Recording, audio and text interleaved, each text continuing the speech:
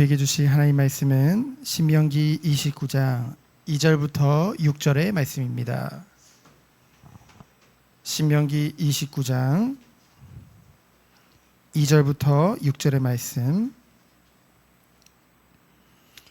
우리 5절을 다 같이 합독하도록 하겠습니다. 모세가 온 이스라엘을 소집하고 그들에게 이르되 여호와께서 애굽 땅에서 너희의 목전에 바로와 그의 모든 신하와 그의 온 땅에 행하신 모든 일을 너희가 보았나니 곧 그 큰 시험과 이적과 큰 기사를 내 눈으로 보았느니라. 그러나 깨닫는 마음과 보는 눈과 듣는 귀는 오늘까지 여호와께서 너희에게 주지 아니하셨느니라. 주께서 40년 동안 너희를 광야에서 인도하셨거니와 너희 몸의 옷이 낡아지지 아니하였고 너희 발의 신이 헤어지지 아니하였으며 너희에게 떡도 먹지 못하며 포도주나 독주를 마시지 못하게 하셨음은 주는 너희의 하나님 여호와이신 줄을 알게 하려 하심이니라. 아멘. 우리 이번 주 함께 볼 말씀의 제목은 언약을 반복하심의 은혜입니다. 네 번째 성경학교를 벌써 진행을 하게 되어졌는데요. 우리 성도님들의 기도와 관심과 헌신 가운데 매번 최고의 성경학교가 되는 것 같아요. 매번 갱신하는 느낌입니다. 1회 때 2회 때는 우리 전교인이 함께하는, 우리가 따로 전교인이 모일 수 있는 시간이 없었기 때문에 그 성경학교를 통해서 전교인이 함께하는 성경학교로 인도받았죠. 모이면 힘이 되니까요. 그리고 3회 때는 이제 두 교회가 연합해서 협력해서 힘을 합쳐서 함께 인도를 받았습니다. 그때도 하나님이 많은 은혜를 주셨죠. 그리고 이번 4회 때는 정말 앞두고 많은 기도를 했던 것 같아요. 정말로 하나님이 원하시는 것이 무엇일까? 그것을 집중하는 그런 시간이었습니다. 그래서 우리가 성경학교를 어떻게 하겠다가 아니라 모든 부분에 열어두고 하나님이 인도하심에 따라서 우리가 인도받겠다, 이렇게 기도하면서 인도받았던 것 같습니다. 근데 특별히 올 한 해 우리에게 주신 하나님의 방향이, 우리 교회에게 주신 하나님과의 방향이 하나님과의 친밀함이죠. 그 안에서 주신 은혜가 있는데요, 결국은 예배더라고요. 그리고 이 예배가 우리의 삶의 예배로 연결되어지는 것, 그것을 하나님이 너무나 원하시는구나, 그것을 보게 되어졌습니다. 그래서 아이들이 그저께 방학했거든요. 방학하고 나서 이제 성경학교로 인도받게 되어졌는데, 짧은 시간이라고 할 수도 있죠. 지난 3월부터 7월 말이니까 5개월의 시간 동안 아이들이 친구들과 관계를 맺게 되어지고, 그 이전에 그 전 학년부터 또는 유치원에서부터 아이들이 함께 이렇게 관계가 맺어지면서 정말 기도했어요. 정말로 하나님이 원하시는 아이들만 올 수 있도록. 그래서 정말로 기도하면서 준비했지만은 우리가 뭔가 적극적으로 오라 이러지 않았어요. 그냥 기도하면서 하나님께서 원하시는 자, 정말 저번 주 말씀과 같이 하나님과의 관계, 스스로는 모르겠지만은 하나님의 예정된 자라고 한다면은 하나님과의 그 관계에 목마른 자, 정말로 하나님이 원하시는 자를 보내달라고 기도하게 되어졌죠.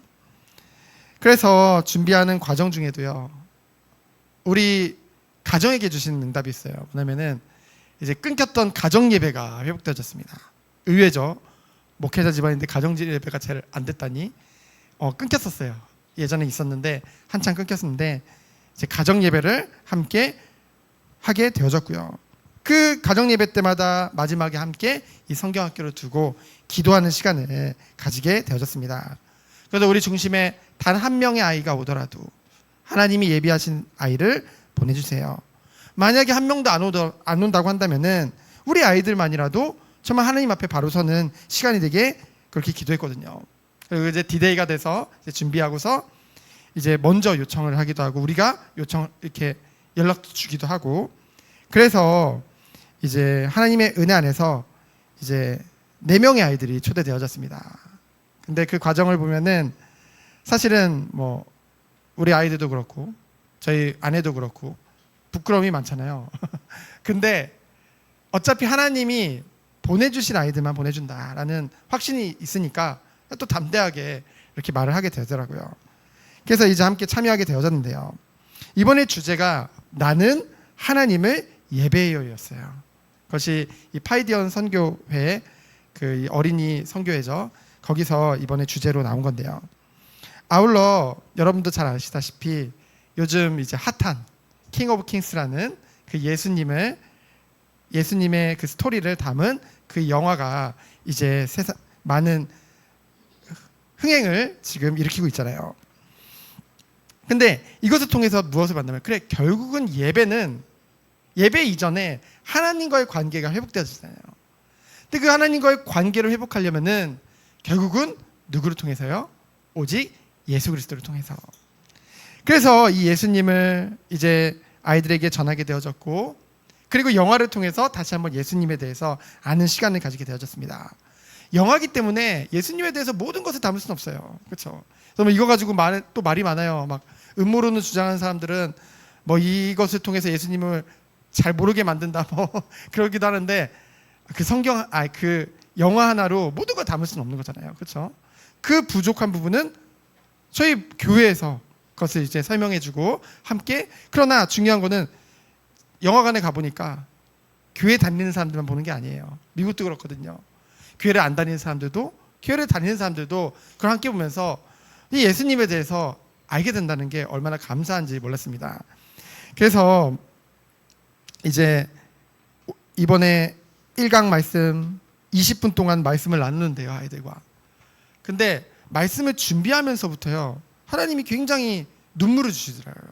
감사의 눈물을 주시더라고요. 뭐냐면은 제가 이 예수님을 생각하니까요, 예전에도 예수님 많이 전해봤잖아요, 어린이들에게. 근데 특별히 이번에 예수님을 전하려고 준비를 하는데요, 너무 기쁜 거예요. 너무 벅찬 거예요. 이 예수님의 사랑이 얼마나 큰지, 나에게 주신 이 은혜가 얼마나 큰지, 이 은혜, 이 기쁨, 이 소식을 우리 아이들에게 전할 수 있다는 것이 얼마나 설레이고 감사한지요. 또 준비하면서도 많이 울게 되어지고 많이 은혜 받고, 그리고 이제 서게 되어졌거든요. 근데 아이들에게 전하는데요, 정말로 제가 수많은 아이들을 전해봤지만은 아이들이 정말 말씀을 잘 듣더라고요. 그리고 진짜로 아이들이 어느 정도냐면은요, 교회가 뭔지 몰라요. 여기 왔는데도 저한테 목사님 나오셔서 말씀 전했으면 이렇게 했는데도 삼촌이라고 그래요. 계속 삼촌이라고 불러요. 삼촌 계속 삼촌이라고 부르고, 그리고 그 아내 보고는 이모라고 부르고 진이 엄마라고 부르고 선이 엄마라고 부르고 이러거든요. 그만큼 몰라요. 근데 그런 아이들이 이번에 말씀을 듣고 오늘도 이렇게 말씀을 전하는데 정확하게 대답을 하더라고요. 그리고 아이들이 어제 킹 오브 킹스 예배에 나오는데 어떤 한 아이가 그러는 거예요. 딱 나오면서 뭐라 그러냐면, 이모, 이제 내가 기독교인이 된 것 같아요. 아이가 그러더라고요. 이제 내가 기독교인이 된 것 같아요. 이제 나는 기독교인이에요. 이렇게 말을 하더라고요. 너무 은혜롭고 너무 기쁜 시간이었습니다. 그래서 정말로 우리 성도님들이 함께 기도해 주셔서 하나님께 이렇게 응답하신 줄 믿습니다. 그래서 이것이 그냥 단회적으로 끝나는 것이 아니라 정말 기도했거든요. 단 한 명의 아이라도 정말로 하나님 은혜 안에서 잘 세워져서 정말 하나님의 영광을 위해서 살아가는 그런 한 예배자로 설 수 있도록 기도해 주시길 축원드립니다. 그래서 오늘 말씀을 함께 살펴본대요. 신명기 29장은 이제 모압 언약을 담고 있죠. 모압 언약은 이제 출애굽 2세대가 가나안에 진입하기 직전에요. 이제 출애굽 1세대와 맺었던 그 시내산 언약을 가나안에 들어갈 새 세대에게 새롭게 확증하는 자리예요. 뭔가 새로운, 완전 다른 언약이 아니라 그 언약을 확증하는 자리죠. 이미 앞에서 계속 우리가 반복되었던 내용이거든요. 그렇다면 우리가 이런 물음이 생길 거예요. 우리가 신명기를 지금 계속 살펴보고 있지만은 신명기를 보면은 계속 반복됩니다. 우리 아이들 예배 때도 서론에 얘기했지만은 여러분, 부모님들이 반복을 잘해요. 그 다른 말로 하면 잔소리라고 하죠. 언제까지 잔소리해요? 고칠 때까지. 고칠 때까지. 그리고 부모님은 아이들을 사랑하기 때문에 바르게 가기를 원하는 그 마음을 가지고 계속 잔소리를 하거든요. 근데 아이들의 특징은 뭐예요? 듣기 싫어해요. 그렇죠? 반복하는 거 듣기 싫어해요. 왜 했던 말 또 하냐고. 아니 안 바꾸니까 계속 했던 말 또 하죠. 그렇죠? 그대로 올바르게 안 가니까, 걱정되니까, 염려되니까. 하나님이요, 우리에게 반복해서 말씀을 주시는 이유는 우리가 말씀을 들으면서 아우 지겨워 또 저 얘기야가 아니라, 하나님은 우리를 누구보다 사랑하시잖아요. 하나님은 변함없으신 신실하신 하나님이잖아요. 그 하나님의 우리를 향한 계획과 마음은 선하시거든요. 사랑 가운데 긍휼이 풍성하신 하나님이시거든요. 그런데 우리가 어때요? 우리는 우리 자신을 보면 알겠지만 완악합니다. 잘 변하지 않아요. 그리고 너무나 잘 잊어버립니다. 하나님 말씀을 들으면서도요. 그래서 어찌 보면은 정말 우리가 하나님에 대해서 안다고 한다면은, 그 하나님의 사랑을 우리가 깨달았다고 한다면은, 이 반복이 지겨운 것이 아니라 이 반복이 은혜라는 것이죠. 그래서 우리가 참된 은혜 속에 들어가길 원합니다. 첫 번째로 언약의 재확인이죠. 모압 언약입니다. 새 언약이 아니에요. 확증하는 자리입니다. 2절로 4절을 보면은 애굽에서의 구원 과정에 대해서 나와 있죠. 이스라엘 백성이, 노예된 이스라엘 백성이 어떻게 출애굽하게 되어졌는지. 2절로 3절에 보면은 너희 목전에서 바로와 그의 모든 신하와 온 땅에 행하신 모든 일들을 보았다. 큰 시험과 이적과 큰 기사로요. 그래서 우리를 구원하시기 위해서, 이 이스라엘 백성을 구원하시기 위해서 하나님이 그 애굽을 심판하시는데요, 모든 자들에게 미쳤다고 했어요. 구석구석 모든 자들에게 미쳤죠. 그 심판이라는 것이요, 매우 강력한 구원의 역사를 일으킨 것입니다. 그래서 이것을 통해서 하나님은 여호와 하나님이 스스로 누구신지를 나타내신 것이죠. 이스라엘 백성들이 우리를 구원하신, 우리를 자기 백성 삼으시려고 하시는 그 하나님이 어떤 하나님인지를 이 출애굽의 과정을 통해서 보게 하신 것입니다. 그런데 어때요? 4절에 보니까 그러나 깨닫는 마음과 보는 눈과 듣는 귀는 오늘까지 여호와께서 너희에게 주지 아니하셨느니라. 이것은요, 하나님이 억지로 우리 못 듣게, 못 깨닫게 막으셨다는 것을 말하는 것이 아닙니다. 하나님의 출애굽의 역사와요, 이후에 이어지는 그 광야 40년의 보살핌을 실제로 체험하고도요, 이스라엘 백성들이요 완악하기도 하고 영적으로 우둔해서요 온전히 깨닫지 못했던 거예요. 알고는 있죠. 근데 온전히는 뭐예요? 우리의 전심을 다해서 따르는 거거든요. 그것이 안 됐다는 거예요. 동시에 하나님이 정말 어떤 분이신지를 깨닫지 못했던 거예요. 여러분, 우리는 말씀을 들을수록요 하나님을 알게 되는 거예요. 우리는 하나님을 정말 잘한다고 생각하지만은 더 깊이 알게 되는 거예요. 그것이 기쁨이요, 그것이 우리에게 즐거움이요, 우리에게 행복인 것이죠. 그래서 온전히 깨닫지 못하니 어떻게 돼요? 하나님의 이러한 큰 역사를 눈으로 보고 귀로 들었지만은 그 가운데 담긴 참된 의미를 마음에 깨닫지 못했어요. 그것이 증거로 그들의 우둔함과 완악함에서 나오는 것이죠. 결국은 하나님이 깨닫도록 허락하시는 역사가 있어야 되는데, 그 역사는 언제 올까요? 언제 허락하실까요? 하나님과 관계가 회복되어졌을 때, 정말 참된 하나님의 언약 안에서 우리의 삶을 온전히 드리는, 그 하나님이 베푸신 그 은혜에 감사해서 우리의 반응으로 우리의 삶을 온전히 드리는 그 축복 가운데로 들어갈 때, 하나님께서 우리의 마음을 변화시켜서 그것을 듣고 행할 수 있는 은혜 가운데 인도하실 줄 믿습니다. 결국은 성령 하나님께서 역사하시는 거예요. 그래서 우리 언제요? 우리가 정말 하나님의 은혜를 갈구하며 갈급한 심령으로 나아갈 때 하나님께서 이 일을 우리를 통해서 행하시는 줄 믿습니다. 그래서 5절로 6절에 보면은 40년간 광야 생활이에요. 여러분, 광야 생활, 말이 광야 생활이지 40년인데요. 누가 좋아하겠어요? 여러분, 앞으로 광야 같은 삶이 40년간 이어진다. 얼마나 힘들겠어요. 그렇죠? 근데요, 이것을요 누가 인도하셨대요? 5절에 보니까 주께서 인도하신 곳이 광야래요. 주께서 인도하신 것입니다. 우리는 힘들고 어렵고 답답하고 너무나 괴로울 때도 많지만은 하나님께서 그곳으로 인도하셨어요. 왜 그러셨을까요? 하나님은 사랑의 하나님이신데, 긍휼이 풍성하신 하나님이신데, 누구보다 우리를 사랑하시는 하나님이 왜 그런 일을 행하셨을까요? 몸의 옷과 신발이 헤어지지 않았대요. 어떤 분이 이거를 잘못 해석해가지고, 봐라, 하나님이 역사하시니까 옷을 한 벌만 입는데 안 해지고 신발을 40년 동안 하나를 신는데 안 해졌다. 뭐 하나님의 역사로 한다면 그렇게 해도 되겠지만은 하나님은 충분히 우리를 초월하시는 분이시만은 분명히 또 한편은 합리적인 분이시거든요. 그래서 이 말은 뭐예요? 하나님께서 계속 40년간 공급해 주셨다는 거예요. 그렇죠? 새로운 신발을, 새로운 옷을, 그래서 해지거나 그러지 않았다는 것이죠. 그러면서 또 5절에 보면은, 6절에 보면은 너희에게 떡도 먹지 못하며 포도주나 독주를 마시지 못하게 하셨으면, 뭐 여기 독주나 포도주나 특별한 의미를 담을 필요는 없어요. 이들이 아주 실생활에 먹었던 아주 기본적인 음식들입니다. 그렇죠? 그런데 그것을 허락하지 않았대요. 왜 그러셨을까요? 주는 너희의 하나님 여호와이신 줄을 알게 하려 하심이니라.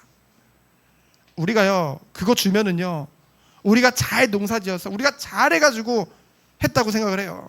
하나님이 이 과정을 통해 우리가 온전히 주님을 바라볼 때까지 만나를 통해, 메추라기를 통해, 반석의 물을 통해 주 너희의 하나님 여호와이신 줄을 우리에게 알게 하시겠다는 것이죠. 그것이 하나님의 참된 뜻인 줄 믿습니다. 그래서 우리는 광야 같은 세상 가운데서도 오직 우리의 모든 것을 채워주시는, 보살펴주시는 그 주님만을 바라보길 원합니다. 그래서 7절부터 8절에 보면은 이 아모리 족속들이 이제 먼저 공격을 해오더라도 두려울 수 있죠. 우리 원수들을 보면은. 결국 하나님이 승리케 하셨고요, 그것을 정복케 하셨고요, 두 지파 반에게 그것을 분배하게 되어지는 것을 우리는 보게 되어지죠. 그 누구도 하나님이 앞서 싸우시는 이 하나님의 백성을 이길 수 없는 줄 믿습니다. 우리는 그것을 보고 믿음으로 나아가는 거예요. 확신하고 기도하면서 나아가는 것이죠. 그래서 9절에 보면은 그런즉 너희는 이라고 했어요. 여러분, 하나님은 이거부터 해라, 그러면 내가 해줄게가 아니에요. 이미 하나님이 모든 것을 우리에게 다 베풀어 주시고, 은혜로 다 주시고, 구원을 먼저 주시고, 그 다음에 우리에게 그런즉 너희는 이 은혜 안에서 순종하라 라고 말씀하시는 것이죠. 하나님은 먼저 주시는 하나님이십니다. 그래서 하나님의 은혜가 먼저 우리에게 임했기 때문에 그 다음에 그에 합당한 삶의 열매를 맺는 거예요. 그래서 믿음과 삶은 따로 있을 수가 없는 것입니다. 그러한 삶에 순종이 없다는 것은 반대로 말하면은요, 은혜가 없는 건 아니에요. 우리의 구원의 예정하심은 우리에 따라서 없어지고 있고 하는 게 아닙니다. 하나님의 구원은 완전하세요. 이미 예수님이 십자가에서 다 이루셨습니다. 그러면은 근데 우리가 너무 완악해서요, 이 은혜가 은혜로 깨달아지지 못하고 있는 상태라는 거죠. 우리가 4절 말씀과 같이. 그러면 우리는 이것에 대한 뭘 가져야 될까요? 심각성을 가져야겠죠, 스스로. 그러면 뭐 해야 될까요? 심각한 사람이 기도한 것입니다. 하나님께 더욱더 갈망하면서 심령이 가난한 마음으로 주 앞에 더욱더 적극적으로 나가게 되어진다는 것이죠. 그 은혜가 있기를 원합니다. 그래서 두 번째로 10절로 15절에 보면은 당대뿐만이 아니라 다음 세대에 이르기까지 온 세대가 하나님 앞에 서 있는 것을 우리는 보게 되죠. 언약 백성들이요. 그래서 10절로 11절에 보면은 이 모압 언약, 이 세대에게 주는 다시 이 시내산 언약을 다시 한번 재확인시켜주는 그 모압 언약이요. 그 1차적 대상이 누구래요? 당대의 수령과 지도자와 모든 남자들, 유아들, 여자, 그리고 심지어는 종들 모두까지 다 너희의 하나님 여호와 앞에 서 있도록 하신다고 했죠. 그래서 이 장면을 보면서 우리가 날마다 하나님 말씀 앞에 서잖아요. 그리고 이 주의 예배를 통해 온 세대가 하나님 앞에 서잖아요. 그 장면이 생각나더라고요. 그러면서 12절로 13절을 보면은 이 모압 언약의 목적에 대해서 말씀하고 있죠. 12절에 보면은 하나님의 언약과 그 하나님의 맹세에 어떻게 하기 위해서요? 참여하게 하기 위해서. 저는 이것에요 너무나 감격이 되어집니다. 여러분, 하나님의 언약은 반드시 이루어지는 거잖아요. 하나님이 맹세하셨다. 하나님은 거짓말을 하지 않으시잖아요. 신실하신 하나님이시잖아요. 근데 그 언약 안에, 그 맹세 안에 누가 있어요? 우리가 있는 거예요. 얼마나 큰 은혜입니까? 우리의 인생과 우리의 삶이 이 가운데 있는 거예요.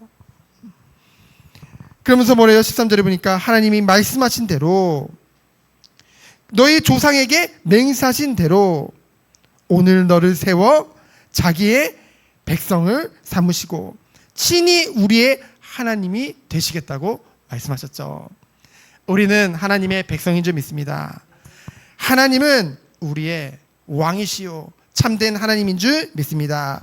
우리는 그 하나님만을 경배하며 그 하나님만을 사랑하며 찬양하는 한 사람 한 사람으로 부르신 것이죠. 하나님의 말씀은 불변합니다. 변하지 않아요. 이 속에 내가 있는 거예요. 그 은혜가 넘치길 축원드립니다. 그러면서 2차적 대상 14절로 15절에 보면은 누가 나오면요, 중요한 말이 나와요. 15절에 보니까 오늘 우리 하나님 여호와 앞에서 우리와 함께 여기 서 있는 자와, 이 당대의 모든 사람들이죠, 뿐만 아니라 오늘 우리와 함께 여기 있지 아니한 자에게까지이니. 누굴 말할까요? 하나님의 예정하신 다음 세대까지 말하는 거죠. 우리의 후손까지 하나님의 완전하신 구원의 언약 안에서 아직 태어나지도 않았지만은 장차 태어날 다음 세대까지도, 온 세대계까지도 이 모든 것이 주어질 것을 약속하시는 것입니다. 하나님의 분명하신 언약인 것이죠. 이것을 믿고 우리는 어떻게 해야 될까요? 기도해야 될 줄 믿습니다. 하나님의 언약이기 때문에 여러분, 하나님의 구원의 계획은요 바뀌지 않는 영원한 것인 줄 믿습니다. 그래서 우리는 누굴 믿어야 돼요? 우리는 오직 하나님을 믿고 하나님만을 바라보는 것이죠. 여러분, 시대가 악합니다. 너무나 힘든 시대 가운데 우리가 살고 있어요. 우리는 누굴 바라봐야 될까요? 하나님 바라봐야겠죠. 누구에게 기도해야 될까요? 하나님께 기도해야 될 줄 믿습니다. 그 누구도 하나님의 언약을 막을 수 없어요. 하나님의 구원의 역사를 막을 수 없습니다. 누구도요 하나님의 이 몸된, 그리스도의 몸된 교회를 무너뜨릴 수 없는 것이죠. 사람들은 착각해요. 이 교회가, 이 예배당이, 이 건물이 교회인 줄 교회라고 생각을 해요. 그러다 보니까 유럽이나 미국에 이어서 우리나라에도요 몇백, 100년 이상 교회를 쓰던 곳이 카페로 변했더라고요. 거기서 이제 커피도 팔고 와인도 팔고 그러고 있더라고요. 마음 아프죠. 그러면 우리 교회가 망한 건가? 아니죠. 하나님의 시대마다 하나님의 예정된 자들은 반드시 있습니다. 구원받은 하나님의 백성을 반드시 일으키세요. 우리는요 눈에 보이는 교회뿐만이 아니라 눈에 보이지 않는 우리 한 사람 한 사람이 교회거든요. 우리가 정말 하나님 앞에 바로 서서 정말 참된 하나님을 믿고 정말로 교회를 위해 기도하며 우리가 하나님만을 바라보며 나가야 될 줄 믿습니다. 하나님께서는 단 한 번도 하나님의 구원의 역사를 멈추신 적이 없어요. 우리를 통해 그 모든 것을 이루어 나가실 줄 믿습니다. 그래서 하나님이 보실 때 우리는 정말 큰 교회 되기 원합니다. 그게 뭐라고 했어요? 우리 한 사람 한 사람이 그리스도 안에서 장성한 자로 서는 것. 그래서 우리는 이것을 믿고 담대히 도전하며 나가야 될 줄 믿습니다. 그래서 우리가 집중할 것, 하나님과의 관계에 집중해야겠죠. 그러면서 말씀과 기도로 집중하며 우리는 정말로 하나님의 뜻이 무엇인지를 날마다 분별하며 나가야 될 줄 믿습니다. 그래서 하나님의 뜻은 뭘까요? 우리가 말씀 위에 견고히 서서 하나님의 뜻을 이루는 자로 우리 한 사람 한 사람을 세워나가실 줄 믿습니다. 그 누구도 그리스도 안에 있는, 그 누구도 반석 위에 세운 교회를 무너뜨릴 수 없어요. 그렇기 때문에 우리는 뭐 해야 돼요? 기도해야 돼요. 우리는 정말 하나님 바라보면서 나가야 될 줄 믿습니다. 그러면서 마지막으로 배교에 대한 경고와 심판에 대해서 16절로 28절에 나와 있죠. 이 배교라는 단어가 굉장히 무섭지 않나요? 배교, 그렇죠? 16절로 19절에 보면은 이 저주의 말을 듣고도, 우리가 지난 28장에도 보면은 하나님의 말씀을 순종할 때 받은 은혜와 불순종할 때 받는 저주에 대해서 우리가 봤죠. 근데 저주에 대한 분량이 훨씬 더 많았어요. 그렇죠? 거의 4배에 달했어요. 그런데 이 저주의 말을 듣고도 뭐래요?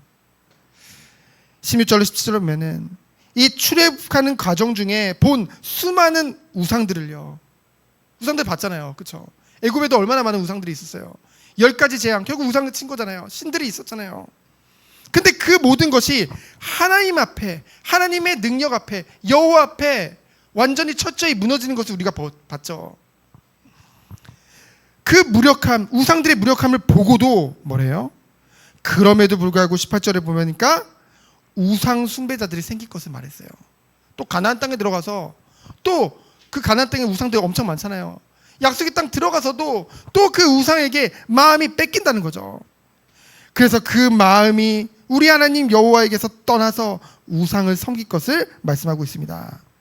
그래서 하나님이 아닌 다른 것을요 섬기게 되는 거예요. 하나님은 그것을 누구보다 미워하시잖아요. 그건 악한 거잖아요.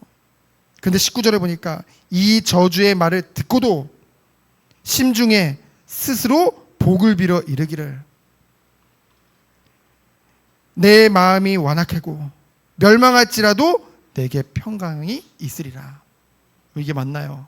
아니잖아요. 이것이요 은밀한 배교의 위험입니다.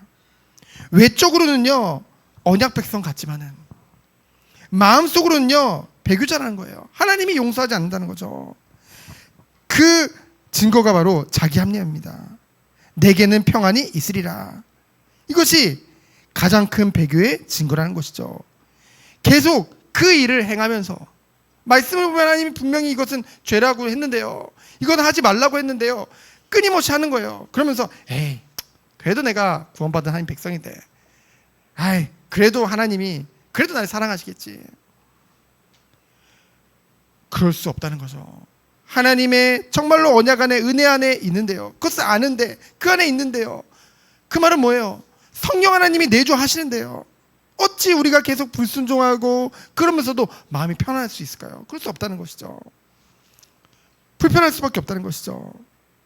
그래서요 이 언약은요 외적인 소속만으로 안전하지 않고요 우리의 마음에 전적인 헌신이 필요한 줄 믿습니다. 무엇이 헌신이에요? 우리의 마음이 온전히 주님께로 향하는 거예요. 우리의 심령이 마음이 변화를 받아 온전히 주님만을 바라보면서 나가는 것입니다. 그래서 마음과 뜻과 힘을 다하여 주 너의 하나님을 사랑하라. 오직 주 여호와만 섬기라 말씀하셨죠. 그 은혜가 우리에게 임하는 줄 믿습니다. 기도하면서 나가야겠죠. 그래서 20절에 보면은 이런 자를 용서하지 않겠다고 했죠. 21절에 보니까 모든 언약의 저주대로 모든 화를 더하실 것을 말씀하셨습니다. 그래서 언약을 파기하면은요 역사적으로 공동체적으로 이 재앙이 끊임없이 이어진다는 것이죠. 이 모든 것의 이유가 어디에 있을까요? 우리는 또 질문해 봐야겠죠. 23절로 24절에 보니까 이 불신자들이 보고서 야, 너 이스라엘 백성들 하나님이 택한 선민이라며 너희들한테 왜 이런 고통과 이런 저주가 올까? 라고 질문했죠. 그때 25절에 보니까 그 모든 책임이 누구에게 있는 거예요? 하나님께 있을까요? 아니죠. 불신자들은 그렇게 비웃어요. 야, 니네가 하나님 섬긴다면서, 니네가 하나님 선민이라면서 근데 왜 그렇게 살아? 라고 하죠. 그거는 하나님 때문이 아닙니다. 그 모든 책임은 불순종한 그들에 있다고 말하고 있죠. 25절에 보면은. 그래서 26절에 보면은 애굽에서 인도하여 내실 때에 더불어 세우신 언약을 너희가 버리고 알지도 못하고 주시지도 아니한 다른 신을 따르고 섬기고 절한 까닭이다 라고 분명하게 말씀하고 있어요. 이 일을 통해서 후에 이 이스라엘 백성들이 그 바벨론의 포로가 돼서 얼마나 많은 고통과 이 말씀 그대로 다 당하거든요. 언약의 은혜는 너무나도 크지만은 그것을 거부할 때는 반드시 심판이 오는 줄 믿습니다. 그래서 우리는요, 늘 하나님을 경외해야 돼요. 하나님을 진노를 우습게 봐서는 안 된다는 것이죠. 늘 두렵고 떨리는 마음으로 하나님 앞에 서야겠죠. 그래서 우리는 하나님의 오래 참으심을 은혜라고 생각해서는 안 돼요. 그렇죠? 하나님은 오래 참으시면서 기다리시는 것입니다. 정말로 우리 한 사람 한 사람이 주 앞에 온전히 서는 그날까지 긍휼이 풍성하신 하나님께서 기다리고 계신다는 것이죠. 이것을 우리가 말씀을 통해 깨닫게 되어졌다고 한다면은 우리는 정말로 하나님 앞에 기도하며 나가야 될 줄 믿습니다. 그래서 마지막 결론입니다. 29절에 보니까요, 뭐라고 말씀하셨냐면요, 감추어진 일은 우리 하나님 여호와께 소욕하여 거니와. 사람들이요, 하나님이 감추인 것을요 어떻게든 찾아가지고 어떻게든 막 새롭게 만들어가지고 내가 좀 특별하게 전하고자 그런 욕심들이 있거든요. 칼빈은, 종교개혁자 칼빈은 뭐라고 얘기를 했냐면요, 하나님께서 계시되지 않은 비밀을 알려고 억측할 필요가 없다고 했습니다. 우리는 어떻게 해야 될까요? 나타난 일, 곧 우리에게 계시하신 것, 우리에게 주어진 계시 안에서, 그건 뭐예요? 말씀을 통해서 우리에게 선포되어지고 그 말씀을 통해서 우리에게 깨닫게 하신 것을 우리는 어떻게 해야 될까요? 지식으로만 쌓고 있는 것이 아니라 그것에 순종함으로 나아가는 것, 그걸로도 충분하다는 것이죠. 그것이 우리에게 이 율법의 모든 말씀을 행하게 하심이니라. 이 은혜가 우리에게 있기를 원합니다. 그래서 말씀이 선포될 때 우리가 순종하지 못하는 것은 결국 장애물이 있는데 가장 큰 장애물이 누굴까요? 밖에 있을까요? 나죠, 나. 저부터가, 제가 봐도 제가 제일 장애물입니다. 정말로 우리가요, 정말 하나님의 생각을, 하나님의 사랑을 우리가 생각할 때요, 그 우리에게 베풀어 주신 그 구원에 대한 완전함, 그 사랑을 우리가 생각할 때 우리는요, 나의 모습을 보며 얼마나 하나님 앞에 죄송해요. 그렇죠? 그러니까 하나님 앞에 회개함으로 돌이켜서 정말로 주님만을 바라보면서 나아가는 것이죠. 그래서 날마다 우리를 새롭게 하셔서 결국은 하나님이 약속하신 것 같이 그리스도 안에서 정말 장성한 자로 주님을 닮은 너무나도 귀한 거룩한 백성으로 하나님 세워가실 줄 믿습니다. 이 은혜가 우리 모든 정원교회에게 있기를 예수 그리스도 이름으로 축원드립니다. 기도합니다. 주님 감사합니다. 완전하시고 모든 것 되시는 주님만을 바라보며 승리하는 우리 모든 성도님 되도록 주께서 축복하여 주옵소서. 살아계신 예수 그리스도 이름으로 기도합니다. 아멘.